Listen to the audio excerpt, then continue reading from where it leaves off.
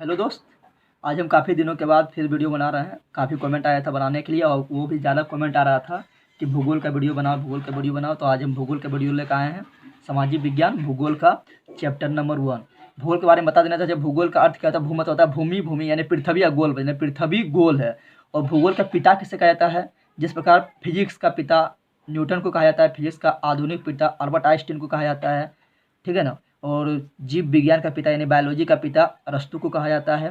और जीव विज्ञान को दो भाग में बांटते हैं, एक बोटनी, एक जूलॉजी, एक वनस्पति विज्ञान, एक जंतु विज्ञान। वनस्पति विज्ञान के पिता को थियोफ्रेस्टस को कहा जाता है और जंतु विज्ञान के पिता अरस्तु को ही कहा जाता है। उसी प्रकार भूगोल का पिता इरेटोस्थनीज किसे कहा जाता है? इरेटोस्थनीज को कहा जाता है। भूगोल का पिता किसे कहा जाता है? इरेटोस्थनीज। तो आज हम पढ़ने जा रहे हैं क्लास 10th का भूगोल। और इस वीडियो के नीचे डिस्क्रिप्शन में, ठीक है ना, जो तीर इस तरह जो निशान बना रहता है उसको टिपिएगा तो डिस्क्रिप्शन आ जाएगा। डिस्क्रिप्शन में जो है हम दे देंगे अपना टेलीग्राम का लिंक दे देंगे, ठीक है ना। तो टेलीग्राम के लिंक पर आप क्लिक करके उसको ज्वाइनिंग कर लीजिएगा। वहाँ इसका जो हम फोटो डाल देंगे जो पढ़ा रहे हैं, ठीक है ना। और उसमें बहुत सारा जो अभी हम पढ़ा चुके हैं उसका भी लिंक डाल देंगे, ठीक है, टेलीग्राम पर। चलो तो हम देखते हैं सामाजिक विज्ञान का भूगोल चैप्टर नंबर 1। तो पढ़ रहे हैं संसाधन, विकास और उसका उपयोग। तो पहला हम पढ़ रहे हैं संसाधन। संसाधन का मतलब क्या होता है? संसाधन यानी वह साधन, तो वैसा साधन यानी संसाधन का अर्थ तो वैसा साधन जो मानव के लिए संपत्ति बन जाए। यानी जानवे करते हो कि मानव के जब फायदा नहीं होगा तो वो कुछ नहीं करेगा। जिस वस्तु से मानव का फायदा नहीं है तो वो वस्तु मानव यूज भी नहीं करता है। यानी संपत्ति बनना मानव के लिए जरूरी है। तो वैसा पदार्थ जो मानव के लिए संपत्ति बन जाए, मानव की आवश्यकताओं को पूर्ति करे और मानव को सुख सुविधा प्रदान करे। जब ये सभी प्रदान करेगा तो क्या होगा? मानव का आर्थिक विकास होगा। जब मानव का आर्थिक विकास होगा तो क्या होगा? उस देश का आर्थिक विकास होगा। तो उस पदार्थ को हम कहेंगे संसाधन। क्या कहेंगे? संसाधन। तो हमारे वातावरण में बहुत सारा पदार्थ है पृथ्वी के अंदर वातावरण में, जैसे हो गया मिट्टी हो गया है, सूर्य की किरण हो गया है, प्रकाश किरण हो गया है, पानी हो गया है, पेड़ पौधा हो गया है, कोयला, पेट्रोलियम, ये सभी क्या है? ये सब संसाधन, क्योंकि ये मानव के लिए संपत्ति बना, मानव का आवश्यकता को पूर्ति कर रहा है। मानव का आवश्यकता को पूर्ति कर रहा है। कोयला से क्या होता है? बिजली उत्पन्न कर लेते हैं हम लोग। पेट्रोलियम से क्या करते हैं? बहुत जितना भी फैक्ट्री है, ठीक है ना, या जितना भी वाहन है उससे पेट्रोल डीजल जो होता है पेट्रोलियम से हमको मिलता है, ठीक है ना। और जब बिजली उत्पन्न होता है तो क्या करता है? मानव की आवश्यकता को पूर्ति करता है और सुख सुविधा प्रदान करता है। तो वो सभी क्या है? वो सभी संसाधन है। लेकिन याद रखना, संसाधन होने के लिए संसाधन वो तभी कहलाएगा जब उसको निकालने के लिए, उस वस्तु को यूज करने के लिए तकनीक होना चाहिए, टेक्नोलॉजी होना चाहिए, टेक्नोलॉजी, ठीक है ना। मान लो इंडिया में बहुत सारा जो है हिमालय के क्षेत्र में या समुद्र में बहुत सारे पेट्रोलियम पड़ा है, लेकिन इंडिया के पास वो टेक्नोलॉजी नहीं कि वो उस पेट्रोलियम जो समुद्र के अंदर पड़ा है उस पेट्रोलियम को यूज कर सके। उसके पास टेक्नोलॉजी नहीं है तो इंडिया के लिए वो संसाधन के रूप में नहीं काम कर पाएगा अभी, क्योंकि उसके पास टेक्नोलॉजी नहीं है कि वो निकाल सके। तो इस तरह बहुत सारा जो है वो विकसित देश है। विकसित देश के पास टेक्नोलॉजी है, विकासशील पास उससे थोड़ा कम है। लेकिन विकसित देश जो है, जैसे अमेरिका हो गया है, जापान हो गया है, फ्रांस हो गया, इटली हो गया, ये सभी, ठीक है ना, ये सभी विकसित देश है। तो विकसित देश के पास जो है टेक्नोलॉजी हाई फाई होता है। लेकिन जो अविकसित देश होता है उसके पास टेक्नोलॉजी के अभाव में वो क्या होता है? उसके पास संसाधन जो है वो पड़ा ही पड़ा रह जाता है। जो उसके पास जो मान लो जमीन के अंदर है, कोयला है, पेट्रोलियम है, या सोना चांदी या धातु पदार्थ जितना वो है वो पड़ा ही रहता है टेक्नोलॉजी का अभाव में, तो वो संसाधन नहीं करा सकता है। तो संसाधन का अर्थ क्या हुआ? संसाधन का अर्थ हुआ है, तो चलो बता दो संसाधन किससे कहते हैं? तो वातावरण में उपस्थित हुए सारी पदार्थ, पृथ्वी पर उपस्थित हुए सारी पदार्थ जो मानव के लिए संपत्ति का काम करे, मानव की आवश्यकता की पूर्ति करे तथा मानव को सुख सुविधा प्रदान करे, जिससे कि मानव का आर्थिक विकास हो सके, वो सभी सारी पदार्थ को संसाधन कहा जाता है। क्या कहा जाता है? संसाधन कहा जाता है। अब बात करते हैं मानव खुद एक संसाधन है, ये हम बात करते हैं। तो आंसर आता है हाँ, मानव स्वयं संसाधन है। क्योंकि जितना भी दुनिया में काम है सब कौन करता है? मानव करता है। चाहे वो डॉक्टरी सेवा प्रदान करना है तो मानव करेगा, ट्रांसपोर्टेशन यानी परिवहन में जितना भी परिवहन चलाना है वही मानव करेगा, जितना भी फैक्ट्री है सबको चलाना है वो मानव करता है, ठीक है ना।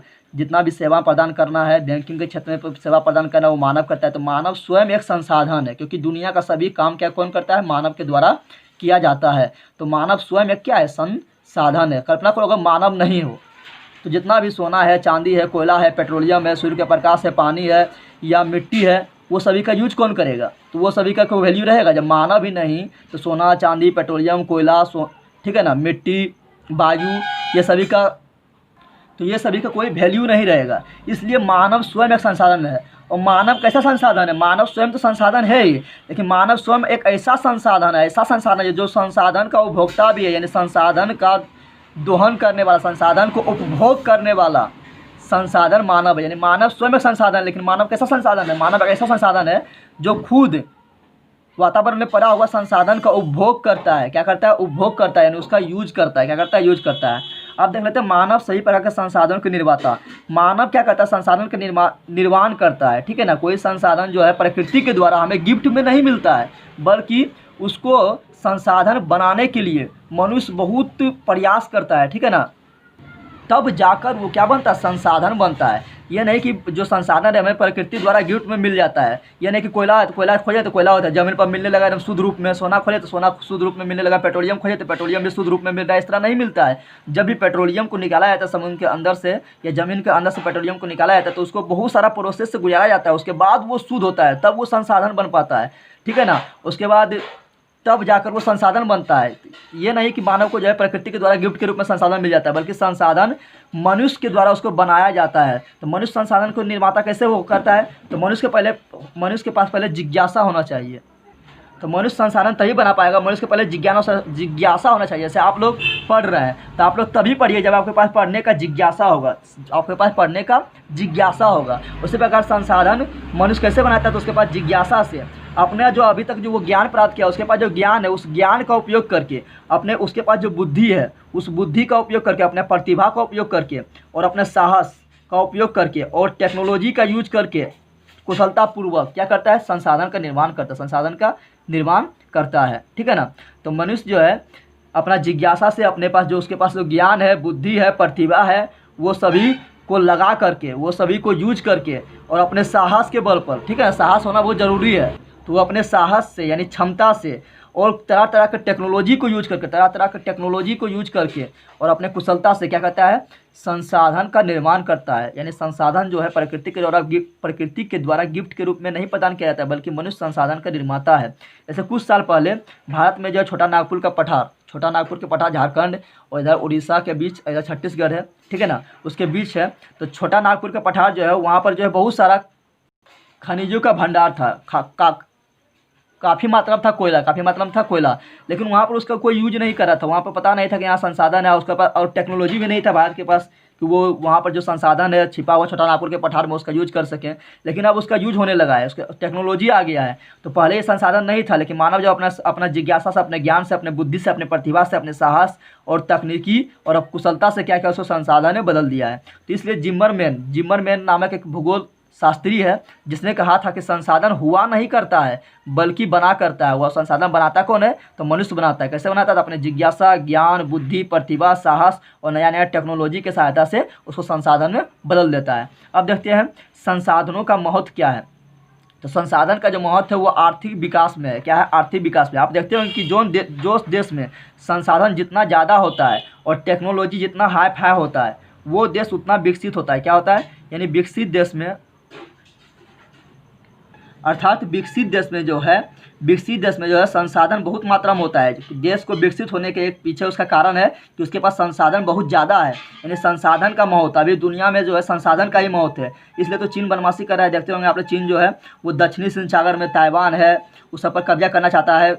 और ठीक है ना, दक्षिणी सिंध सागर में वो दिखा रहा है कि ये मेरा भाग है। क्यों दिखा रहा है? क्योंकि दक्षिणी सिंध सागर में जो है पेट्रोलियम का बहुत भंडार है, इसलिए चीन चाहता है कि इस पर हम कब्जा कर लें और कब्जा करके सारा पेट्रोलियम उसका हो जाएगा, यानी सारा उसका संसाधन हो जाएगा, जिससे क्या कर सके वो अधिक आर्थिक विकास कर सके। तो संसाधन जिसके पास ज़्यादा है वो देश देखते हैं कि अधिक विकसित है। क्या है? अधिक विकसित है।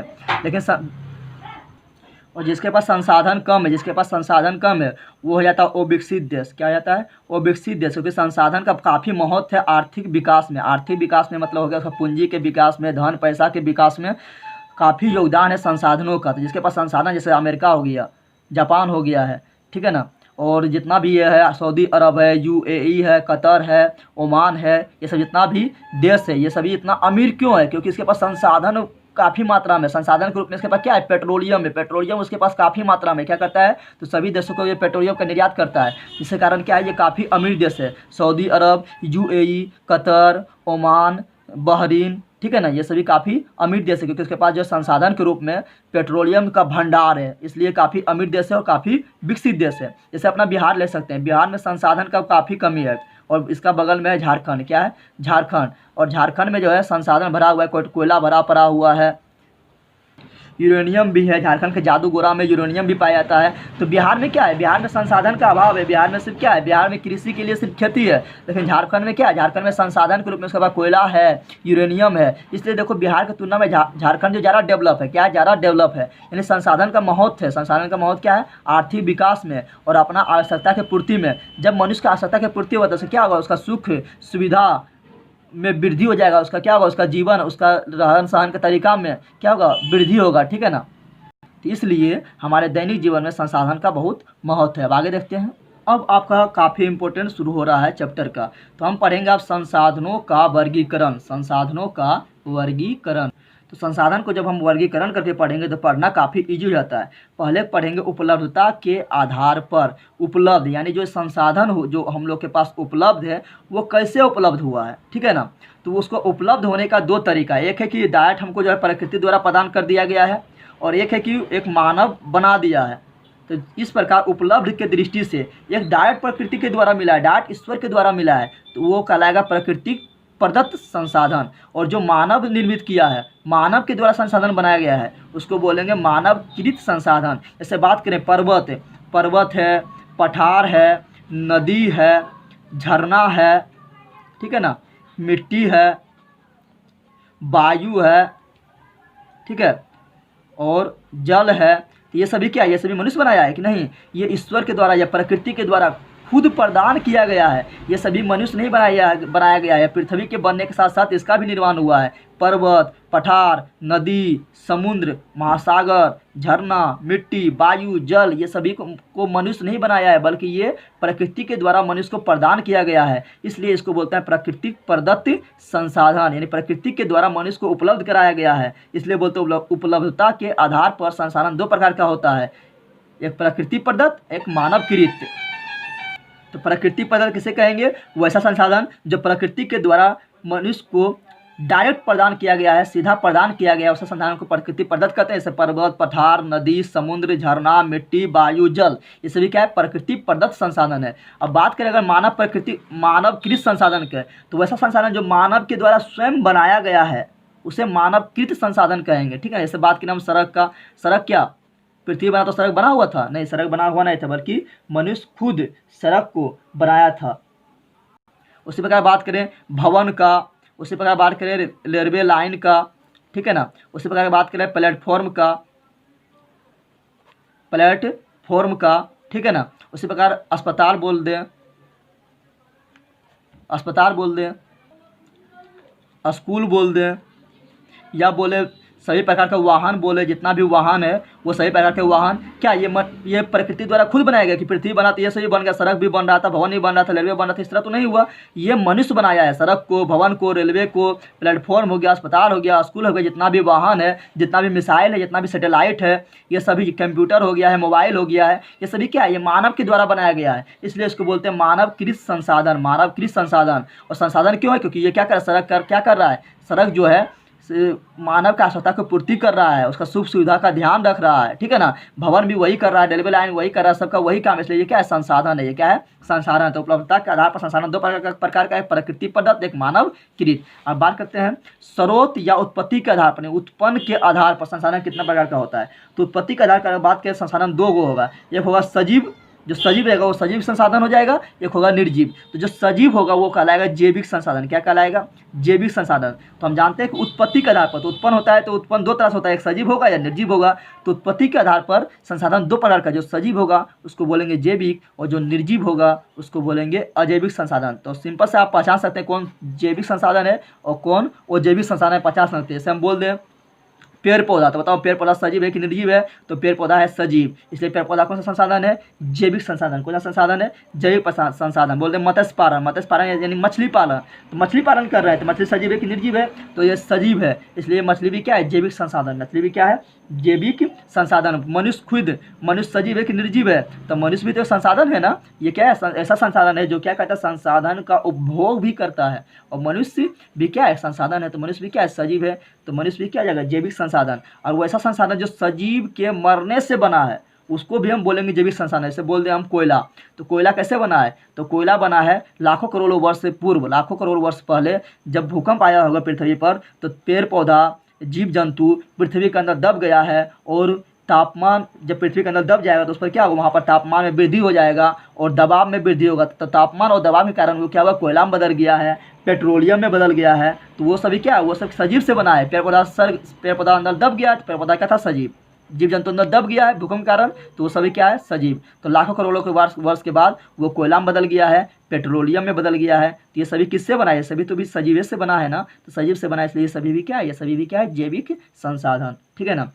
तो जैविक संसाधन का संबंध सजीव से है, जहाँ की अजैविक संसाधन बोलेंगे तो अजैविक संसाधन का संबंध मेरा है निर्जीव से। जैसे बात कर देंगे सभी खनिज, जितना भी खनिज प्राप्त होता है, जैसे सोना, चांदी, एल्युमिनियम, यूरेनियम, ये सभी क्या है? ये सभी खनिज है, तो सभी खनिज क्या है? वो जैविक संसाधन है। बात करें जल का, जल भी क्या संसाधन है? जल भी क्या संसाधन है, क्योंकि ये जल तो मनुष्य के लिए, जल ही जीवन है, जल तो मनुष्य के लिए काफ़ी जरूरी है। ठीक है ना। और जल का उपयोग हम करते हैं सिंचाई के रूप में करते हैं, जल का उपयोग सिंचाई के रूप में करते हैं। जल से हम जल विद्युत का उत्पादन करते हैं, जल विद्युत का उत्पादन कर सकते हैं, और जल यातायात की सुविधा भी प्रदान करता है, जल पर्यटन को भी बढ़ावा देता है, तो जल भी क्या संसाधन है। बात करें मिट्टी, तो मिट्टी तो ये हो गया, जल हो गया, मिट्टी हो गया, ये सब तो निर्जीव भी है, ये सब क्या है? निर्जीव है, तो निर्जीव इसलिए इसको क्या बोलेंगे? अजैविक संसाधन। क्या बोलेंगे? अजैविक संसाधन। साथ ही ये प्रकृति द्वारा प्रदान किया गया है, इसको प्रकृति प्रदत्त संसाधन भी बोलेंगे। ठीक है ना। अगर हम बात करें यहाँ पर कोयला, तो कोयला भी मनुष्य नहीं बनाया, ये प्रकृति द्वारा प्रदान किया गया, तो कोयला भी क्या जाएगा? प्रकृति प्रदत्त संसाधन। बात करें पेट्रोलियम, तो पेट्रोलियम भी मनुष्य नहीं बनाया, ये प्रकृति द्वारा प्रदान किया गया है, लाखों करोड़ों वर्ष के बाद बना है, तो ये भी क्या है? ये प्रकृति प्रदत्त संसाधन है। और जैविक में क्या क्या क्या आ जाएगा? निर्जीव जितना भी है, जैसे खनिज बोल दिए हैं, जल बोल दिए हैं, मिट्टी बोल दिए हैं, नदियाँ बोल दिए हैं, नदियाँ, पर्वत, पठार, सागर यानी समुद्र, ये सभी क्या है? निर्जीव है, तो निर्जीव रहेगा तो अजैविक, सजीव रहेगा तो जैविक। ठीक है ना। अब आगे देखते हैं पुनः प्राप्ति के आधार पर। पुनः प्राप्ति के आधार पर संसाधन कितना प्रकार का होगा ये देखेंगे। पुनः प्राप्ति का मतलब क्या हुआ कि अगर वो समाप्त हो जाता है तो उसको हम फिर से बना सकते हैं, यानी फिर उसको हम नया कर सकते हैं या नया पदार्थ बना सकते हैं, तो उसको बोलेंगे नवीकरणीय। और वो मतलब नहीं, नवी मतलब नया नहीं बना सकते हैं, तो वो कहलाएगा वो नवीकरणीय। तो पुनः प्राप्त जिसको हम कर सकते हैं उसके आधार पर देखेंगे, तो जिसको तो पुनः प्राप्त के आधार पर हम देखते हैं तो दो प्रकार का संसाधन होता है। एक जिसको हम पुनः बना सकते हैं, ठीक है ना, पुनः उसको प्राप्त कर सकते हैं समाप्त हो जाने पर, तो वो कहलाएगा नवीकरणीय। और वैसा संसाधन जो एक बार समाप्त हो गया तो पुनः बनाना संभव नहीं है, पुनः बनाना संभव नहीं है, वो कहलाएगा वो नवीकरणीय। तो नवीकरणीय किसे कहेंगे? वैसा संसाधन जिसे हम समाप्त हो जाने पर पुनः प्राप्त कर सकते हैं, पुनः बना सकते हैं, वो नवीकरणीय संसाधन कहेंगे। और जिसे एक बार अगर समाप्त हो गया तो उसे पुनः बना नहीं सकते हैं, उसे अनवीकरणीय संसाधन कहेंगे। और नवीकरणीय संसाधन उसको भी कहेंगे जो काफ़ी मात्रा में पृथ्वी पर पड़ा है, जो उसका समाप्त होना संभव नहीं है, जो समाप्त नहीं हो सकता है, उसको भी नवीकरणीय कहेंगे। जो समाप्त हो सकता है उसको बोलेंगे अनवीकरणीय। जैसे बात करें हम जल, तो जल पृथ्वी पर 3 भाग में जल है, तो जल क्या हो गया? ये समाप्त होना इसका मुमकिन नहीं है, तो जल भी क्या है? नवीकरणीय संसाधन। जल क्या है? नवीकरणीय संसाधन। बोले सूर्य का प्रकाश, तो सूर्य का प्रकाश जो है समाप्त होना संभव नहीं है। ऐसे सबको क्या प्राप्त होता है? सौर ऊर्जा प्राप्त होता है, सौर ऊर्जा प्राप्त होता है। तो सूर्य प्रकाश जिससे हमको प्राप्त होता है सौर ऊर्जा प्राप्त होता है, तो ये भी क्या है? नवीकरणीय संसाधन। बोले हवा, तो हवा भी क्या है? नवीकरणीय संसाधन। बोले हम पेड़ पौधे, तो पेड़ पौधे क्या है? नवीकरणीय संसाधन। कैसे पेड़ पौधे नवीकरणीय संसाधन है कि पेड़ पौधे कट जाएगा तो फिर उसको हम लगाकर पेड़ पौधे उगा सकते हैं, उत्पन्न कर सकते हैं, यानी पेड़ पौधे को हम पुनः प्राप्त कर सकते हैं। इसलिए पेड़ पौधे भी क्या है? नवीकरणीय संसाधन है। ऐसे बोले जंगल, तो जंगल अगर जंगल समाप्त हो रहा है तो अगर हम फिर से पेड़ पौधा लगाना स्टार्ट करें, जितना समाप्त हो रहा है उससे दूना से या जितना समाप्त हो रहा है उतना ही अगर हम पुनः पेड़ पौधा लगाना स्टार्ट कर दें तो जंगल को भी पुनः प्राप्त किया जा सकता है, पुनः बनाया जा सकता है, ठीक है ना। इसी प्रकार है समुद्र, समुद्र समाप्त होने वाला नहीं है, यानी ये भी क्या है, ये भी नवीकरणीय संसाधन है। मछली, मछली अगर समाप्त हो गया तो उसको हम पालन कर सकते हैं, उसका फिर पालन कर सकते हैं, उसको पाल सकते हैं और फिर मछली बढ़ा सकते हैं, यानी मछली को हम पुनः प्राप्त कर सकते हैं। बोले हम मछली पालन या मुर्गी पालन या भेड़ पालन या पशु पालन, ये सभी किस में आएगा, ये सभी आएगा नवीकरणीय संसाधन में, क्योंकि समाप्त होगा तो पुनः हम इसका उत्पाद कर सकते हैं, उत्पन्न इसको हम पुनः कर सकते हैं, ठीक है ना। ये हो गया नवीकरणीय। और नवीकरणीय बोलेंगे उसको जो एक बार समाप्त हो गया तो उसको हम पुनः बनाना मनुष्य के लिए असंभव है, मनुष्य फिर नहीं बना सकता है, उसको बोलेंगे अनवीकरणीय संसाधन। जैसे मान लो कोयला, तो कोयला जो है, कोयला को बनने में जो है लाखों करोड़ों वर्ष लग जाता है, और कोयला जो है पृथ्वी के अंदर, जमीन के अंदर एक निश्चित मात्रा में इसका भंडार है, ठीक है ना। अगर ये समाप्त हो गया तो मनुष्य के लिए संभव नहीं है कि इसको हम फिर से बना सकते हैं, ठीक है ना। इसलिए कोयला क्या है, वो नवीकरणीय संसाधन। बात करें हम पेट्रोलियम का, किसका बात करें, पेट्रोलियम का, तो ये भी जमीन के अंदर इसका भी एक सीमित भंडार है, सीमित भंडार। अगर ये समाप्त हो गया तो उसको हम पुनः नहीं बना सकते हैं, तो ये भी क्या है, ये भी पेट्रोलियम भी क्या है, और नवीकरणीय संसाधन। जितना भी खनिज है ये भी ज़मीन के अंदर जो है इसका मात्रा भी क्या है, इसका मात्रा जैसे मान लो लोहा है, सोना है, चांदी है, एल्युमिनियम है, जितना भी है संसाधन है ज़मीन के अंदर पड़ा है, यूरेनियम है, वो सभी क्या है, वो सभी भी अनवीकरणीय है, क्योंकि ज़मीन के अंदर इसका भी एक सीमित भंडार है। अगर वो समाप्त हो गया तो पुनः इसको हम बना नहीं सकते हैं, तो वो भी क्या है, अनवीकरणीय संसाधन। तो आप लोग नवीकरणीय और नवीकरणीय समझ गए होंगे। नवीकरणीय क्या, हमेशा प्राप्त होने वाला संसाधन है, इसके लिए इसको हम बोलते हैं सतत उपलब्ध संसाधन,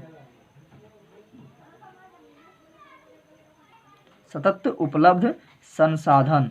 तो नवीकरणीय संसाधन का दूसरा नाम है सतत उपलब्ध संसाधन, क्योंकि ये हमेशा प्राप्त होने वाला है, लगातार प्राप्त होने वाला संसाधन है, इसलिए इसको बोलते हैं सतत उपलब्ध संसाधन।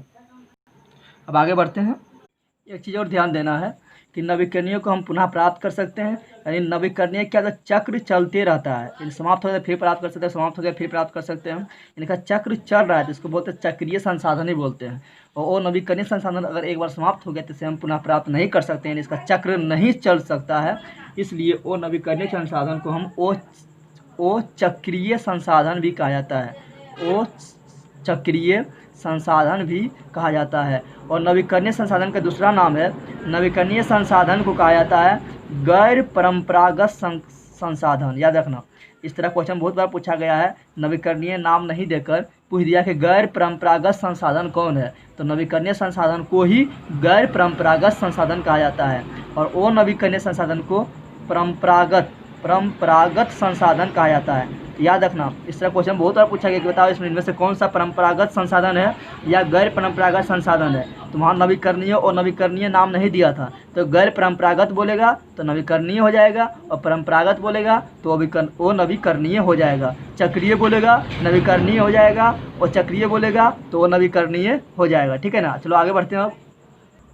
अब संसाधन का प्रकार देखते हैं उसके स्वामित्व के आधार पर। स्वामित्व का मतलब हुआ कि उसका स्वामी कौन है, स्वामी यानी उसका मालिक कौन है, यानी उस संसाधन का मालिक कौन है, उस संसाधन का स्वामी कौन है, यानी उस पर अधिकार किसका है, उसके आधार पर हम संसाधन को चार भागों में बांटे हैं। एक होता है निजी, निजी मतलब होता है अपना, क्या होता है, अपना। जैसे तुम मान लो खेत में लगा दिया, अपना खेत में फसल लगा दिए, तो फसल लगाए हो तुम, तो कोई बोलेगा कि ये संसाधन है, हम काट के ले जाएंगे, कोई दूसरे को काट के ले जाएंगे, तो ले जा पाएगा वो नहीं, आप उसको ले जाने नहीं दीजिए, क्योंकि वो खुद आप लगाए हैं, वो आपका संसाधन है, वो आपका निजी संसाधन है, इसलिए फसल आप लगाए हैं तो आप काटेंगे, फल आप लगाए हैं, वृक्ष आप लगाए हैं तो फल आप खाएंगे, ठीक है ना। तो वो होता है निजी संसाधन। जैसे आप मोबाइल खरीद लिए, तो मोबाइल भी क्या है, एक संसाधन है, क्यों, क्योंकि मनुष्य की आवश्यकता की पूर्ति करता है, सुख सुविधा का प्रदान करता है, ठीक है ना। तो इस प्रकार मोबाइल भी क्या है, संसाधन हुआ। तो आप मोबाइल खरीदे हैं तो कोई बोलेगा ये संसाधन है, हम इसका यूज करेंगे, कोई दूसरे को मोबाइल ले लेगा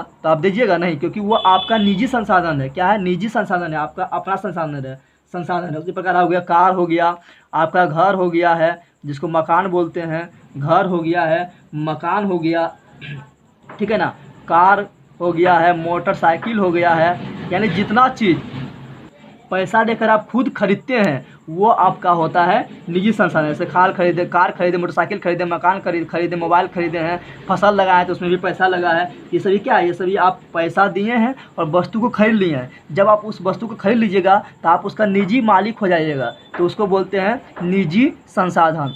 सामुदायिक संसाधन किसको कहते हैं? सामुदायिक संसाधन उस संसाधन को कहते हैं जिसमें सिर्फ एक व्यक्ति का अधिकार नहीं हो, बल्कि उस समुदाय में रहने वाले सभी व्यक्ति का अधिकार हो, उसको बोलते हैं हम सामुदायिक संसाधन। सामुदायिक संसाधन जैसे अगर हम बात करें स्कूल, तो स्कूल है तो स्कूल में क्या, स्कूल में कोई बोल नहीं सकता कि सिर्फ हम पढ़ेंगे स्कूल में, तो नहीं। जिसको स्कूल में पढ़ना, उस गांव में जो रहने वाले, उस समुदाय में जो भी रहने वाले हो या जिसको पढ़ने मन हो वो पढ़ सकते हो उस स्कूल में जाकर। तो स्कूल क्या है, सामुदायिक संसाधन है। एक व्यक्ति का संसाधन नहीं है कि सिर्फ एक ही व्यक्ति पढ़ेगा, किसी का मतलब बपोती नहीं है, ठीक है ना। वहाँ पर समुदाय में रहने वाले, उस गांव में रहने वाले जो भी पढ़ना चाहेगा वो पढ़ सकता है। तो स्कूल क्या हुआ, सामुदायिक संसाधन। क्या हुआ, उससे बड़ा खेल के मैदान, तो खेल का मैदान है कहीं पर, तो ये नहीं कोई बोल सकता है कि सिर्फ हम खेलेंगे, क्योंकि खेल का मैदान है वो क्या है, समुदाय संसाधन, वहाँ पर कोई भी जाकर खेल सकता है, ठीक है ना। उस प्रकार अगर बोलें तालाब है कहीं नदी है, तो ये सभी क्या है, ये सामुदायिक संसाधन में आ जाएगा। क्योंकि नदी भी है तो किसी का पर्सनल नदी नहीं होता है। जिस गांव में नदी है वहाँ के लोग सभी लोग उसका यूज कर सकता है, जिसको मन वो यूज कर सकता है। उसके पास शमशान है, शमशान भी क्या होगा, सामुदायिक संसाधन। शमशान ये नहीं बोलेगा कोई कि सिर्फ मेरा परिवार से कोई मरेगा तभी हम शमशान में जलाएंगे, कोई दूसरा परिवार से मरेगा तो वो शमशान में नहीं जला सकता, इस तरह कोई नहीं बोल सकता है। शमशान में अगर उस गांव में रहने वाले, अगर कहीं शमशान है तो उस गांव में रहने वाले, उस समुदाय में रहने वाले कोई भी व्यक्ति वहाँ पर सबको जला सकता है। तो शमशान भी क्या हुआ, सामुदायिक संसाधन। उसी प्रकार पंचायत भवन बोल सकते हैं, तो यानी उस पंचायत के लिए वो भवन है, तो किसी एक व्यक्ति के लिए नहीं है, तो पंचायत भवन भी क्या हुआ, सामुदायिक संसाधन हुआ। फिर पर्यटन स्थल बोल दें, तो पर्यटन स्थल भी क्या है, पर्यटन स्थल क्या है, सभी के लिए होता है। तो पर्यटन स्थल भी क्या हुआ, सामुदायिक संस्थान हुआ। अस्पताल बोल दें, तो अस्पताल में सभी व्यक्ति जाकर इलाज कराता है, कोई व्यक्ति इलाज करा सकता है, किसी एक व्यक्ति के लिए पर्सनल नहीं होता है, तो अस्पताल भी क्या है, सामुदायिक संसाधन है। चारागाह बोल रहे, जहाँ पर जाके भेड़ बकरी को चलता है, तो वो भी क्या है, कोई भी जाके भेड़ बकरी अपना चरा सकता है, तो वहाँ पर चारागाह संसाधन है। तो चारागाह भी क्या हुआ, सामुदायिक संसाधन। तो निजी, जिसको हम पैसा लगा के खरीद लिए हैं वो मेरा निजी हो जाएगा, लेकिन जो सरकार के द्वारा प्रदान किया गया है, ठीक है ना, जो समुदाय के लिए है, किसी गांव विशेष के लिए है, वो कहलाएगा सामुदायिक संस्था। जैसे स्कूल, खेल के मैदान, तालाब, नदी, शमशान, पंचायत भवन, पर्यटन स्थल, अस्पताल, चारागाह, ये सिर्फ एक व्यक्ति के लिए नहीं है, यहाँ पर कोई भी व्यक्ति जाकर जा सकता है, इसलिए क्या सामुदायिक संसाधन। अब राष्ट्रीय संसाधन किसे कहते हैं, तो राष्ट्रीय संसाधन हो गया कि देश के अंदर चाहे कहीं भी कोयला निकल जाए, पेट्रोलियम निकल जाए, सोना निकल जाए, यूरेनियम निकल जाए, एल्युमिनियम निकले, तांबा निकले, कहीं भी कुछ निकले तो वो देश का हो जाएगा। किसका हो जाएगा, सरकार उस पर कब्जा कर लेते हैं। आप अगर मान लो जिला में निकल गया सोना, देखते होंगे कि जिसका जमीन निकला है उसका संसाधन वो नहीं, सोना उसका नहीं हो जाता है, बल्कि वहाँ पर सरकार अधिकार कर लेते हैं, क्योंकि सरकार अधिकार कर लेता है, क्योंकि वो राष्ट्र का संपत्ति होता है। किसका संपत्ति होता है, राष्ट्र का संपत्ति हो जाता है। आप उसको खरीदे नहीं है, बल्कि वो जमीन के अंदर निकला है, तो जमीन के अंदर जो निकला है वो राष्ट्र का संपत्ति हो जाता है, ठीक है ना। तो किसी राष्ट्र के अंदर जितना भी संसाधन है, खनिज हो गया जैसे सोना, चांदी, पेट्रोलियम, कोयला, पेट्रोलियम, या वहाँ पर डीजल उजल निकल रहा है, तो वो सब क्या है, राष्ट्रीय संसाधन हो गया। इसलिए तो कभी सरकार को कहीं पर नहर बनाना होता है, कहीं रोड बनाना होता है, कहीं रेलवे लाइन बिछाना होता है, कहीं सरकारी अस्पताल बनाना होता है, तो क्या करता है, जिसका ज़मीन रहता है उसको ज़मीन को ले लेता है, उसके बदले कुछ मुआवजा दे देता है। क्योंकि राष्ट्र के अंदर जितना भी संपत्ति है, जितना भी ज़मीन है, उसके अंदर जो भी निकलेगा वो राष्ट्र की संपत्ति है, वो देश का संपत्ति है। तो जो देश का संपत्ति होता है उसको हम बोलते हैं राष्ट्रीय संपत्ति। क्या बोलते हैं, राष्ट्रीय संपत्ति। और याद रखना, राष्ट्रीय संपत्ति जो है, राष्ट्रीय संपत्ति समुद्र में भी होता है। समुद्र में कितना दूरी पर होता है, जैसे मान लो भारत है, यहाँ हम बना रहे हैं भारत, क्या बना रहे हैं, भारत बना रहे हैं,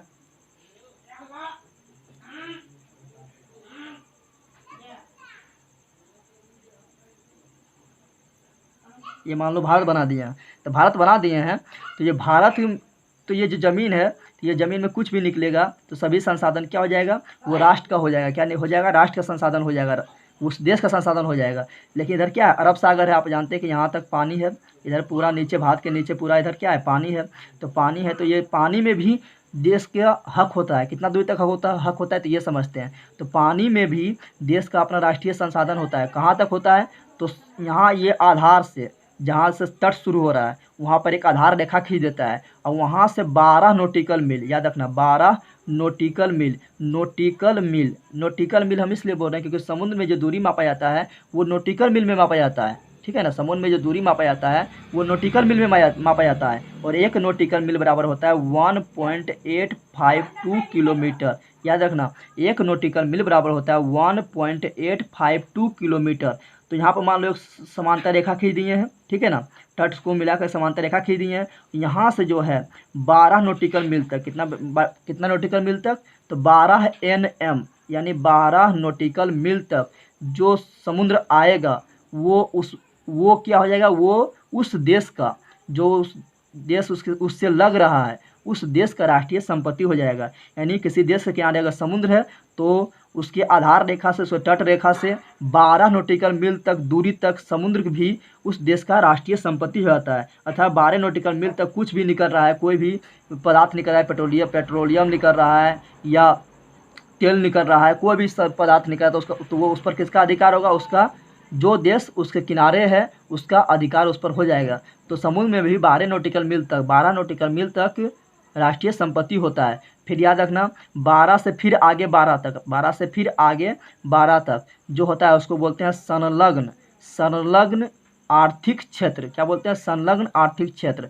लेकिन आधार रेखा से तट रेखा से 200 नॉटिकल मील तक 200 नॉटिकल मील तक आधार रेखा से 200 नॉटिकल मील तक जो क्षेत्र आता है उसको बोलते हैं अनन्य आर्थिक क्षेत्र। क्या बोलते हैं, अनन्य आर्थिक क्षेत्र। क्या बोलते हैं, अनन्य आर्थिक क्षेत्र। तो याद रखना 12 नॉटिकल मील तक जो आएगा वो हो जाता है, वो देश का राष्ट्रीय संपत्ति हो जाता है। और उस 12 नॉटिकल मील को जो हम बोलेंगे क्या, उसको बोलेंगे प्रादेशिक सीमा। उसको क्या बोलते हैं, प्रादेशिक सीमा, यानी उस प्रदेश की सीमा जो उस देश के समांतर है, ठीक है ना।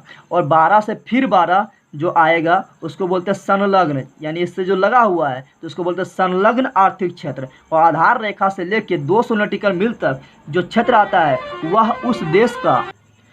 उस देश का अनन्य आर्थिक क्षेत्र हो जाता है, अनन्य आर्थिक क्षेत्र कहलाता है 200 नॉटिकल मील तक। इधर अरब सागर तिधरी भारत का हिस्सा है, इधर बंगाल की खाड़ी तिधरी भारत का हिस्सा है। लेकिन याद रखना 200 नॉटिकल मील से आगे जितना भी समुद्र का क्षेत्र आएगा या जितना भी महासागर या सागर का क्षेत्र आएगा वो सब आता है अंतर्राष्ट्रीय सीमा में। किसमें आता है, अंतर्राष्ट्रीय सीमा में। अंतर्राष्ट्रीय सीमा का मतलब क्या हुआ, अंतर्राष्ट्रीय सीमा का मतलब हुआ कि वैसी सीमा जिस पर सभी देशों का अधिकार है। ये नहीं कि एक पर्सनल देश का अधिकार है, विश्व में जितना भी देश है सबका अधिकार है, सभी देश वहाँ पर जा सकता है, अपना यातायात, अपना नाव ले जा सकता है, अपना पनडुब्बी ले जा सकता है, अपना नौसेना ले जा सकता है। उसको कर उड़ देना नहीं पड़ेगा क्योंकि वो 200 नॉटिकल मील से बाहर आ रहा है। अगर 200 नॉटिकल मील से बाहर आ रहा है तो वहाँ सभी देशों का अधिकार है, इसलिए वो कहलाता है अंतर्राष्ट्रीय सीमा। क्या कहलाता है, अंतर्राष्ट्रीय सीमा, ठीक है ना। तो ये काफ़ी बार रखना पूछा गया है कि बताओ भारत का समुद्र तल से कितनी दूरी तक, किसी देश का समुद्र तल से कितनी दूरी तक उसका राष्ट्रीय संपत्ति होता है, तो 12 नॉटिकल मील। और पूछा गया कि अनन्य आर्थिक क्षेत्र कितने दूरी तक होता है, तो उस आधार रेखा से 200 नॉटिकल मील तक। किताब में 200 किलोमीटर दिया गया है लेकिन 200 किलोमीटर नहीं होगा, 200 नॉटिकल मील होगा, 200 नॉटिकल मील। और 1 नॉटिकल मील बराबर होता है 1.852 किलोमीटर। तो अंतर्राष्ट्रीय क्षेत्र भी आप समझ गए। अब देखते हैं विकास के स्तर के आधार पर, अब देखते हैं लास्ट है विकास के स्तर के आधार पर संसाधन कितना प्रकार का होता है, यानी डेवलपिंग के आधार पर संसाधन कितने प्रकार का होता है। तो याद रखना 4 प्रकार का होता है, एक संभाव्य, एक ज्ञात, एक भंडारित और एक संचित। तो अब बात करते हैं संभाव्य संसाधन किसे कहते हैं। याद रखना संभाव्य संसाधन किसे कहेंगे, संभाव्य मतलब संभावना यानी भविष्य में संभावना, अभी संभावना नहीं, भविष्य में संभावना। यानी इसको हम बोलेंगे कि वैसा सभी संसाधन जिनका उपयोग किया जा सकता है, मतलब उसका उपयोग किया जा सकता है लेकिन अभी जो है मेरे पास वो तकनीक नहीं है, यानी वो टेक्नोलॉजी नहीं है कि उसका हम यूज कर सकें, या मेरे पास पैसा नहीं है, यानी आर्थिक अभाव है। क्या है, आर्थिक अभाव है, यानी इतना पैसा नहीं है उस संसाधन को हम निकाल के यूज कर सकें, तो उसको बोलते हैं हम संभाव्य संसाधन। तो संभाव्य संसाधन किसे कहेंगे, यानी भविष्य में संभावना है कि हम उसका यूज कर सकते हैं, वैसा सभी संसाधन जिनको हम भविष्य में यूज कर सकते हैं लेकिन अभी मेरे पास वो टेक्नोलॉजी नहीं है जिससे हम उस संसाधन को ज़मीन के अंदर से या जहाँ भी है उसको निकाल कर उसको हम यूज कर सकें, या पैसा या आर्थिक अभाव के कारण हम उसको अभी यूज नहीं करें, तो वो क्या कहलाएगा, संभाव्य संसाधन। जैसे मान लो आप बोलिएगा कि कार तो हम भी खरीद सकते हैं, लेकिन मेरे पास क्या है, पैसा या पैसा का अभाव है, यानी आर्थिक अभाव है, जिसके कारण हम,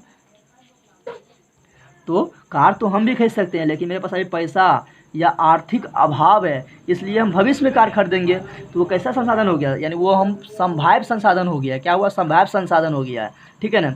या बोलिएगा आप ये भी बोल सकते हैं, और अगर एग्जांपल ले तो आप बोल सकते हैं कि इससे कोई मोबाइल बना रहा है, तो आप भी बोल सकते हैं कि मोबाइल तो हम भी बना सकते हैं, लेकिन मेरे पास अभी टेक्नोलॉजी नहीं है, टेक्निक नहीं है कि हम मोबाइल बना सकते हैं। यानी हम जब सीखेंगे तो भविष्य में हम क्या कर सकते हैं, हम भी मोबाइल बना सकते हैं। तो मेरे पास वो टेक्नोलॉजी आ जाएगा तो हम भी मोबाइल बना सकते हैं। यानी क्या हुआ, संभाव्य संसाधन। क्या हुआ, यानी वैसा संसाधन, वैसा सभी संसाधन जिसका उपयोग किया जा सकता है, लेकिन मेरे पास अभी टेक्नोलॉजी नहीं है, पैसा या आर्थिक अभाव है, जिसके कारण हम उसका यूज अभी नहीं कर रहे हैं, तो उसको कहेंगे संभाव्य संसाधन, ठीक है ना। आगे बढ़ते हैं। जैसे अगर और एग्जांपल लें तो भारत में देखो पेट्रोलियम जो है वो सिर्फ जो है असम से और पश्चिमी घाट पर्वत, यहाँ पर देखो इसको बोलते हैं पूर्वी घाट, इसको बोलते हैं पश्चिमी घाट। तो पश्चिमी घाट से मुंबई से निकाला जा रहा है। कहाँ से निकाला जा रहा है, मुंबई से। और कहाँ से निकाला जा रहा है, तो और निकाला जा रहा है असम से, असम के डिगबोई, यहाँ असम है, असम के डिगबोई से निकाल रहा है। जबकि पश्चिमी घाट में भी भरा हुआ है पेट्रोलियम, पूर्वी घाट में भी पेट्रोलियम भरा हुआ है, राजस्थान में भी पेट्रोलियम है, हिमाचल प्रदेश में भी पेट्रोलियम है, लेकिन ये सभी का यूज नहीं कर रहा है। क्यों नहीं कर रहा है, क्योंकि अभी टेक्नोलॉजी का अभाव है और पैसा का भी अभाव हो सकता है। पैसा यानी आर्थिक का भी अभाव है, इसलिए उसको यूज नहीं कर रहे, तो वो कहलाएगा संभाव्य संसाधन। आप बात करते हैं ज्ञात संसाधन किसे कहते हैं, तो वैसा सभी संसाधन जिनका उपयोग अभी वर्तमान में कर रहे हैं, ठीक है ना। यानी उसका टेक्नोलॉजी विकसित है, जिससे हम क्या कर रहे हैं, वो संसाधन को अभी हम वर्तमान में यूज कर रहे हैं। तो वैसा सभी संसाधन जिसका उपयोग वर्तमान में हम कर रहे हैं, जिसका उपयोग वर्तमान में कर रहे हैं, वो कहलाएगा ज्ञात संसाधन। वैसा संसाधन जिसको हमको ज्ञात है, जिसके बारे में हमको पता है और पता भी है और उसका हम यूज भी कर रहे हैं, उसका हम क्या कर रहे हैं, यूज भी कर रहे हैं, तो वो कहलाएगा ज्ञात संसाधन। जैसे बताया था अभी क्या, मुंबई हाट से क्या तेल निकाला जा रहा है, असम में डिगबोई से भी तेल निकाल रहे हैं, पेट्रोलियम निकाल रहे हैं, तो वो क्या है, ये ज्ञात संसाधन है, क्योंकि इसके बारे में पता है कि यहाँ पेट्रोलियम है और उसको हम निकाल भी रहे हैं, तो ये क्या हुआ, ज्ञात संसाधन। क्या हुआ, ज्ञात संसाधन।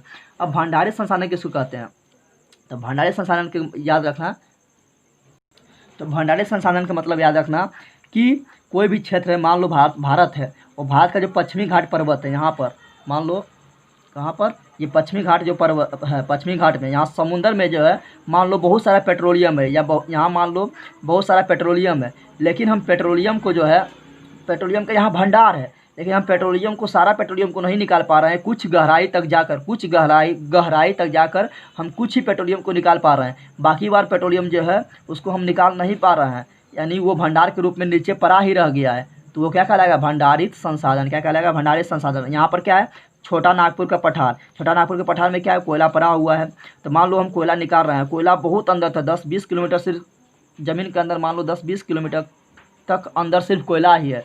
लेकिन भारत में जो है, भारत उतना अभी डेवलप नहीं है कि 10-20 किलोमीटर तक कोयला निकाल सके। तो मान लो वो 1 किलोमीटर तक कोयला निकाला है, अब भारत 1 किलोमीटर से ज़्यादा कोयला निकाल भी नहीं पाता है, तो मान लो 1 किलोमीटर तक कोयला निकाला है, उसके बाद जो बच गया वो क्या, वो भंडार के रूप में ही रह गया है, उसको अभी हम यूज नहीं कर पा रहे हैं। क्यों नहीं कर पा रहे हैं, क्योंकि मेरे पास टेक्नोलॉजी का अभाव है, इतना टेक्नोलॉजी मेरे पास नहीं है कि हम बहुत अंदर जाके सभी कोयला को निकाल सके। तो 1 किलोमीटर निकाल लिए, बाकी जो कोयला बच गया वो क्या है, भंडार के रूप में नीचे रह ही गया है, तो वो क्या कहलाएगा, भंडारित संसाधन। लेकिन जो विकसित देश होता है वो जो है काफ़ी अंदर जाके, लगभग 5-6 किलोमीटर अंदर जाके, 4-5 किलोमीटर अंदर जाके वो क्या करता है, संसाधन का यूज कर लेता है। लेकिन भारत विकासशील देश है, ये 1 किलोमीटर से ज़्यादा अंदर तक नहीं जा पाता है। लेकिन जो अविकसित देश है, यानी जो विकासशील भी नहीं है, वो विकसित है, यानी बहुत पिछड़ा हुआ देश है, वो जो है वो तो 1 किलोमीटर अंदर तक भी जाकर वो संसाधन का यूज नहीं कर पाता है, ठीक है ना। तो वो भी क्या है, अगर 1 किलोमीटर से ज़्यादा दूर तक वो है संसाधन, तो वहाँ भी क्या होगा, वहाँ वो विकसित देश में क्या होगा, विकसित देश में भी वो 1 किलोमीटर से ज़्यादा अंदर तक का संसाधन को यूज नहीं कर सकता है।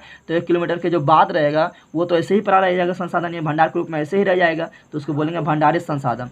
संचित संसाधन का मतलब क्या हुआ, संचित संसाधन का मतलब हुआ कि यहाँ पर वैसा संसाधन जहाँ पर भंडार के रूप में तो बहुत है, वहाँ पर बहुत संचित है, वहाँ बहुत मात्रा में संसाधन संचित है, यानी जमा है, संचित है यानी जमा है, लेकिन अभी हम उसका यूज नहीं कर रहे हैं।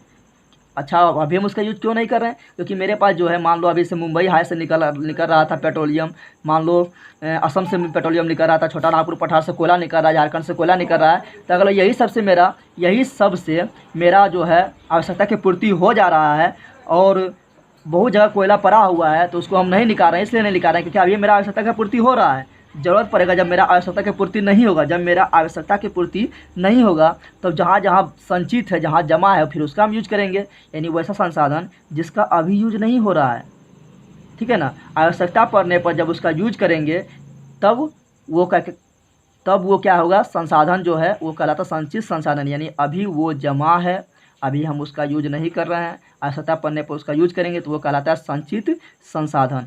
जैसे या हो सकता है कि पैसा के अभाव में, या हो सकता है अभी उसका मेरे पास तकनीक नहीं है, टेक्नोलॉजी नहीं है, उसके अभाव में हम उस संसाधन का यूज नहीं कर रहे हैं, अर्थात वो ऐसे ही अभी वहाँ पर संचित है यानी जमा है, तो वो कहलाएगा संचित संसाधन। तो संभाव्य मतलब क्या हुआ, संभावना है, यानी वैसा सभी संसाधन जिसका उपयोग अभी नहीं किया जा रहा है लेकिन क्या है भविष्य में किया जाने की संभावना है, तो संभाव्य संसाधन। ज्ञात संसाधन मतलब क्या बताए थे, ज्ञात संसाधन का मतलब बताए थे वैसा सभी संसाधन जिसका बारे में हमको पता है यानी ज्ञात है और उसका उपयोग कर रहे हैं वर्तमान में, तो वो कहलाएगा ज्ञात संसाधन। भंडारी संसाधन का मतलब क्या बताए थे, तो बताए थे कि कहीं पर मान लो हमको संसाधन मिल गया है लेकिन वो बहुत गहरा तक भरा हुआ है संसाधन, लेकिन हम कुछ ही दूर तक उसको निकाल पा रहे हैं, कुछ ही गहराई तक जाकर निकाल पा रहे हैं, बाकी बात जो भंडार के रूप में पड़ा ही रह गया तो उसको बोलते हैं भंडारी संसाधन। संचित संसाधन का मतलब क्या बताया था कि यहाँ पे तो अभी एक थोड़ा सा भी नहीं निकाल रहे हैं बल्कि वो जमा हुआ है, लेकिन जब आवश्यकता पड़ेंगे तब निकाल लेंगे, या जब मेरा टेक्नोलॉजी विकसित हो जाएगा या मेरे पास पैसा अभी नहीं है, पैसा जब पूरा हो जाएगा तो उसको निकाल लेंगे, तो उसको बोलेंगे संचित संसाधन, ठीक है ना। तो संसाधन का वर्गीकरण हम पढ़ लिए, अब आगे बढ़ते हैं। अब रहता है संसाधनों का विकास। संसाधन का विकास कैसे होता है, संसाधन के विकास के लिए चाहे कोई भी क्षेत्र हो, कोई भी क्षेत्र में विकास के लिए शिक्षा एक अहम भूमिका निभाता है। तो शिक्षा अगर हम मेरे पास है, संसाधन का विकास करना, संसाधन संबंधित अगर मेरे पास अच्छी शिक्षा है, कैसे उसका यूज करना चाहिए, कैसे उसको इस्तेमाल करना चाहिए, ठीक है ना, कैसे उसका हमको टेक्नोलॉजी विकसित करना चाहिए, तो शिक्षा एक अहम भूमिका निभाता है कोई भी चीज़ के विकसित में। संसाधन के विकास में भी शिक्षा का अहम योगदान है।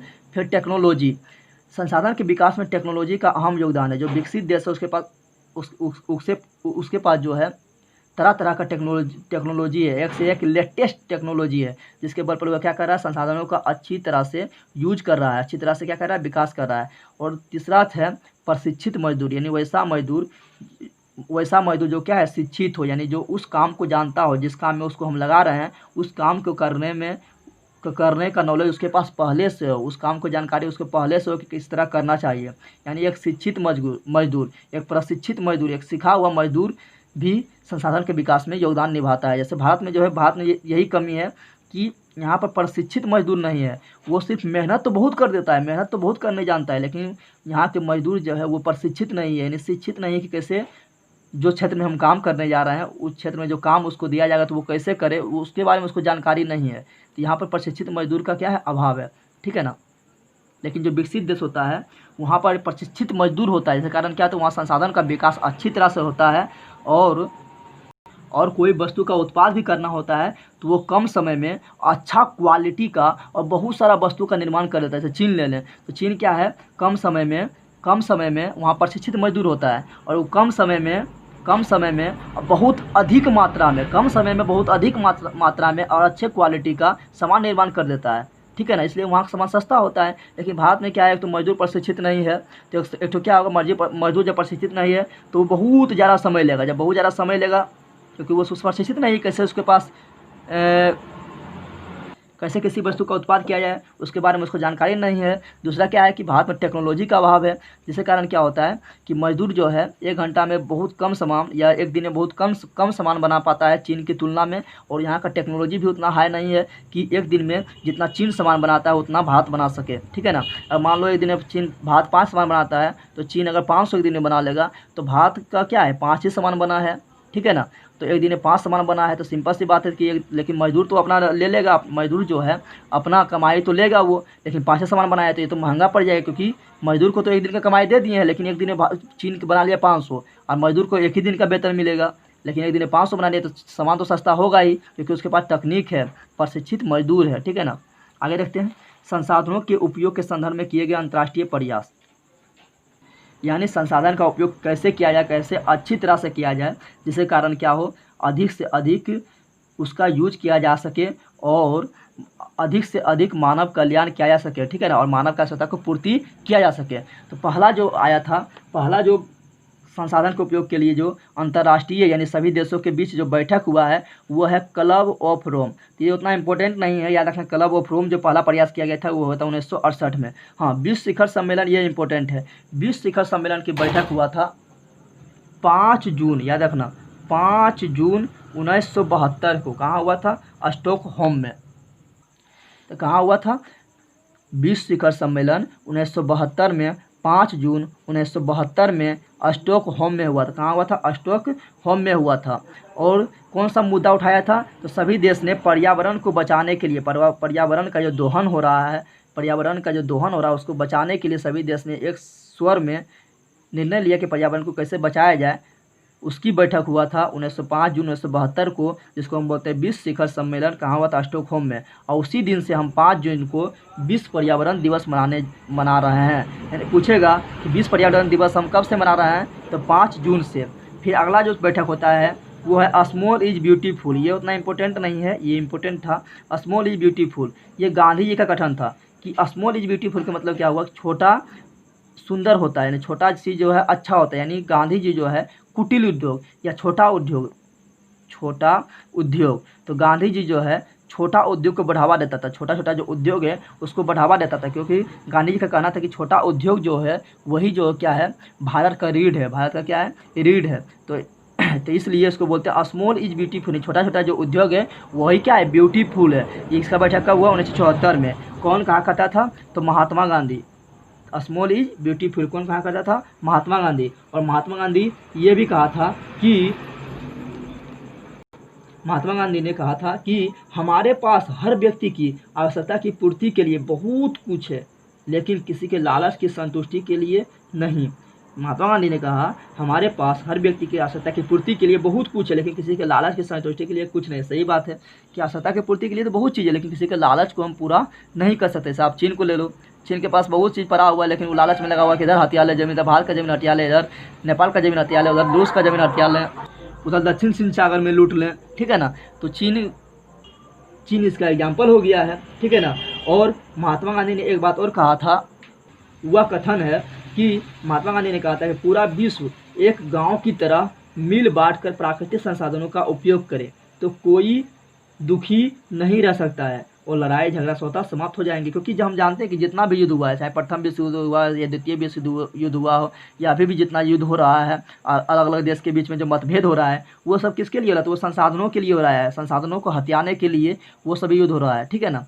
या वो सभी मतभेद हो रहा है संसाधन को हथियाने के लिए। इसलिए महात्मा गांधी ने कहा था कि पूरा विश्व एक गांव की तरह मिल बांटकर प्राकृतिक संसाधनों का उपयोग करे तो कोई दुखी नहीं रह सकता है और लड़ाई झगड़ा स्वतः समाप्त हो जाएंगे और सभी खुशहाल होंगे। ठीक है ना? आगे बढ़ते हैं। अगला जो सम्मेलन हुआ था वो है विश्व पर्यावरण सम्मेलन। ये हुआ था 1987 में। तो याद रखना, ये उतना इम्पोर्टेंट डेट नहीं है, लेकिन ये इम्पोर्टेंट है कि ग्रीन हाउस गैस पर रोक लगाने के लिए पहला जो शिखर सम्मेलन हुआ था वो हुआ था विश्व पर्यावरण सम्मेलन 1987 में हुआ था। ग्रीन हाउस गैस किसको बोलते हैं?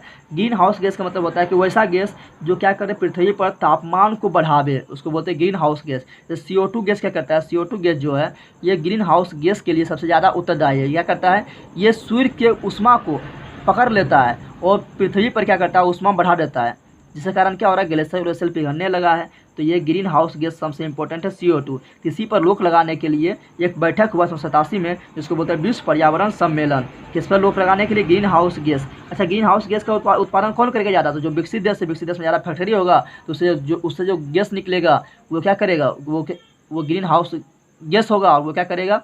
वो ज़्यादा प्रदूषण करेगा। तो उसी पर रोक लगाने के लिए 1987 में विश्व पर्यावरण सम्मेलन का बैठक हुआ है। अगला जो है वो काफ़ी इंपॉर्टेंट है, बहुत बार पूछा गया है कि विश्व पृथ्वी सम्मेलन याद रखना। विश्व पृथ्वी सम्मेलन 1992 में हुआ। कहाँ हुआ? 1992। याद रखना, काफ़ी बार पूछा गया। विश्व पृथ्वी सम्मेलन कब हुआ? 1992। सबसे इंपॉर्टेंट है, विश्व पृथ्वी सम्मेलन कब हुआ? 1992 में हुआ। कहाँ हुआ? ब्राज़ील में हुआ। ब्राज़ील के कौन सा शहर में हुआ था? Rio de Janeiro. तो विश्व पृथ्वी सम्मेलन 1992 में हुआ था, ब्राज़ील में हुआ था। और कहाँ हुआ था? Rio de Janeiro. कहाँ हुआ था? रियो डी जेनरो में हुआ था। और ये सम्मेलन हुआ था, ये खासकर हुआ था ग्लोबल वार्मिंग के लिए, यानी विश्व में जो जो टेम्परेचर बढ़ रहा है, ठीक है ना, देख रहे हैं गर्मी में धीरे धीरे क्या हो रहा है, ज़्यादा गर्मी कर रहा है। क्यों गर्मी कर रहा है? क्योंकि ग्लोबल वार्मिंग बढ़ रहा है, यानी जो टेम्परेचर जो बढ़ रहा है विश्व स्तर पर, जो टेम्परेचर जो बढ़ रहा है पृथ्वी का, उस पर बैठक किया गया है खासकर ग्लोबल वार्मिंग के लिए। तो प्रथम विश्व सम्मेलन कब 1992 में कहाँ हुआ? ब्राज़ील में। कब, कौन सा शहर में हुआ? रियो डी जेनेरो में। किसके लिए हुआ? तो ग्लोबल वार्मिंग के लिए और जलवायु के लिए। याद रखना, द्वितीय पृथ्वी सम्मेलन कहाँ हुआ? तो न्यूयॉर्क में। कब हुआ? तो 5 जोड़ दो, तो 1992 में 5 जोड़ेंगे तो 1997, यानी द्वितीय पृथ्वी सम्मेलन कब हुआ था? 1997 में। कब हुआ था? 1997 में। तृतीय पृथ्वी सम्मेलन कब हुआ? इसमें फिर 5 जोड़ दो, 5 जोड़ेंगे कितना हो जाएगा? 2002। कितना हो जाएगा? 2002। तो तृतीय पृथ्वी सम्मेलन हुआ था 2002 में। कब हुआ था? 2002 में। तो प्रथम पृथ्वी सम्मेलन 1992 में, द्वितीय पृथ्वी सम्मेलन तो 5 जोड़ दिया तो 97 में, तृतीय पृथ्वी सम्मेलन फिर 5 जोड़ दिए 2002 में। प्रथम पृथ्वी सम्मेलन ब्राज़ील के रियो डी जेनेरो में। द्वितीय पृथ्वी सम्मेलन हुआ था कहाँ पर? अमेरिका के न्यूयॉर्क में। तृतीय पृथ्वी सम्मेलन क्या हुआ? जापान के क्योटो शहर में। जापान के क्योटो शहर में। आगे बढ़ते हैं। एक सम्मेलन छूट गया, वो है ब्रूटलैंड कमीशन। तो ब्रूटलैंड कमीशन का जो हुआ था वो 1987 में। क्या हुआ? 1987 में। और इसका जो सबसे अहम योगदान था, ये दिया था सतत पोषणीय विकास। सतत पोषणीय विकास का परिभाषा दिया था, और ये काफ़ी अहम भूमिका निभाता है। तो ब्रूटलैंड कमीशन की बैठक हुआ था 1987 में, जिसने बताया था सतत पोषणीय विकास के बारे में। और जब यह सतत पोषणीय विकास न्यूज़पेपर में छपा था, तो सभी देश जब पढ़ा तो देखा हाँ ये तो अच्छा बात बोल रहा है, सभी देश इसका पालन करने लगा था। सतत पोषणीय विकास क्या होता है? सतत पोषणीय विकास कहता है कि ये बताता, सतत पोषणीय विकास जो है ये कहता है कि एक ऐसा विकास जिसमें क्या हो, भविष्य में आने वाले पीढ़ी की आवश्यकता की पूर्ति के बिना, यानी जो भविष्य में जो पीढ़ी आएगा उसके आवश्यकता की पूर्ति के बिना, यानी उसको भी आवश्यकता की पूर्ति हो जाए, उसकी आवश्यकता की पूर्ति के बिना प्रभावित किए वर्तमान पीढ़ी अपनी आवश्यकता की पूर्ति के लिए, यानी सतत पोषणीय विकास कहता है कि एक ऐसा विकास होना चाहिए जिसमें भविष्य में आने वाले पीढ़ियों की आवश्यकता की पूर्ति को बिना प्रभावित किए हुए वर्तमान पीढ़ी भी अपने सत्ता की पूर्ति करे, यानी जो भविष्य में जो पीढ़ी आएगा उसको भी कोई प्रॉब्लम ना हो, और वर्तमान में जो पीढ़ी है वो भी अपने आवश्यकता की पूर्ति कर ले, तो उसको बोलते हैं सतत पोषणीय विकास। अगर मान लो तुम्हारे घर में खाना बना है, ठीक है ना, खाना बना है, तो तुम मान लो खा रहे हो, सुबह सुबह भोजन करने लगे हो, तो तुम इतना भोजन मत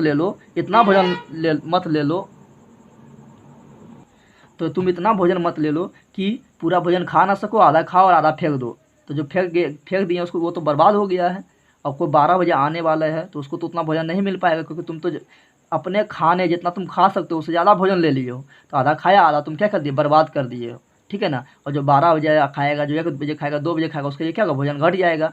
तो वर्तमान में जो तुम खा रहे हो तुम उतना ही भोजन लो जितना तुम खाएगा, और जो बच जाएगा वो क्या होगा? वो भविष्य के लिए हो जाएगा। किसके लिए हो जाएगा? भविष्य के लिए। जो सुबह 12 बजे खाएगा, शाम में खाएगा, उसको भी पूर्ति हो जाएगा। सतत पोषणीय विकास यही कहता है कि एक ऐसा विकास जिसमें भविष्य में आने वाले पीढ़ियों की आवश्यकता की पूर्ति को बिना प्रभावित किए हुए, यानी जो भविष्य में पीढ़ी आएगा उसको भी कोई परेशानी ना हो, और वर्तमान में जो पीढ़ी है वो भी अपनी आवश्यकता की पूर्ति कर सके, उसे बोलते हैं सतत पोषणीय विकास। और सतत पोषणीय विकास में एक पुस्तक लिखा था, वो था हमारा साझा भविष्य, आवर कॉमन फ्यूचर नामक पुस्तक लिखा था, ठीक है ना। कब, कौन कमीशन में लिखा गया था? ब्रूटलैंड कमीशन में। कब? 1987 में। सतत पोषणीय विकास मतलब आप समझ गए हैं। आगे बढ़ते हैं। संसाधन का नियोजन। अब पढ़ते। संसाधन का नियोजन का मतलब क्या हुआ कि संसाधन को हम किस प्रकार उसका यूज करें, किस प्रकार उसकी टेक्नोलॉजी को विकसित करके उसका हम यूज करें कि उसको अधिक से अधिक लोगों को उसका लाभ पहुंच सके, उसको बोलते हैं संसाधन का नियोजन। इन संसाधनों को हम बंटवारा किस प्रकार करें कि उस देश में रहने वाला, जिस देश का संसाधन है उस देश में रहने वाले सभी लोगों की आवश्यकता की पूर्ति किया जा सके, और बच सके तो उसको हम निर्यात भी कर दें। तो ये करता संसाधन का नियोजन। संसाधन का नियोजन कहलाता है किस प्रकार हम टेक्नोलॉजी का यूज करें, किस प्रकार हम उसका यूज करें कि सभी लोगों को आवश्यकता की पूर्ति हो जाए, उस संसाधन से, जो संसाधन अपना देश में है उससे सभी लोगों की पूर्ति हो जाए, तो उसको बोलते हैं संसाधन का नियोजन। अब जैसे भारत में संसाधन का नियोजन कैसे करना चाहिए, याद रखना, भारत में संसाधन का नियोजन करने के लिए क्या कदम उठाना चाहिए। तो भारत में संसाधन का नियोजन करने के लिए पहला कदम ये उठाना चाहिए कि देश के जो अपना भारत देश में जितना भी क्षेत्र है, पहले वो कहाँ क्या संसाधन है उसका पहचान करो। ये नहीं कि कहें और यहाँ जाके बिहार में खुदाई करने लगा, खुदाई करने पता चला वहाँ संसाधन ही नहीं निकला है, तो उस तरह नहीं खुदाई करना चाहिए। पहले पता करो कहाँ संसाधन है, कहाँ पर संसाधन है, पहले उसको पता करो। कौन स्थान पर संसाधन है उसका पता करना चाहिए, ठीक है ना। दूसरा क्या करना चाहिए, संसाधन की मात्रा एवं गुणात्मक स्तर का निर्धारण करना चाहिए। मात्रा का मतलब क्या हुआ, संसाधन का कितना मात्रा है, ये नहीं कि हम खर्चा कर दिए 5 लाख 5 करोड़ रुपया खर्चा कर दिए हैं, कितना या 50,000 करोड़ रुपया खर्चा कर दिए हैं, तो हम 50,000 करोड़ रुपया खर्चा कर दिए कोई संसाधन को निकालने में, और उससे जो संसाधन निकला है वो मात्र निकला है 5 करोड़ का, तो हमको क्या हो जाएगा, हानि हो जाएगा।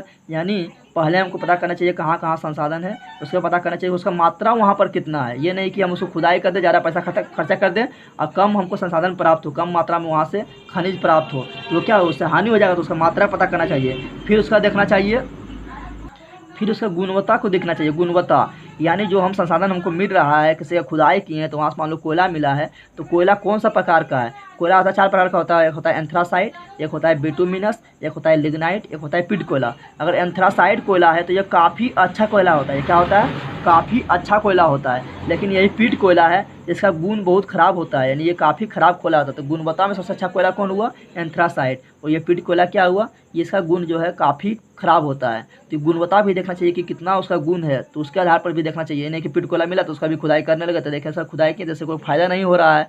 लेकिन एंथ्रासाइट कोयला अगर कम भी निकलेगा तो इसका गुण जो है 1 नंबर होता है, इसलिए गुणवत्ता पर भी ध्यान देना चाहिए। लेकिन याद रखना भारत में जो कोयला मिलता है वो मिलता है बिटुमिनस।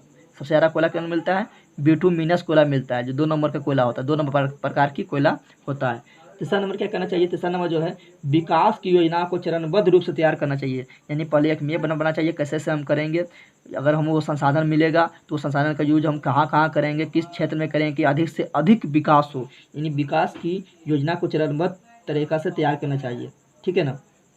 फिर जो है अगला तरीका जो है वह समुचित विकास के लिए उचित तकनीक अपना चाहिए।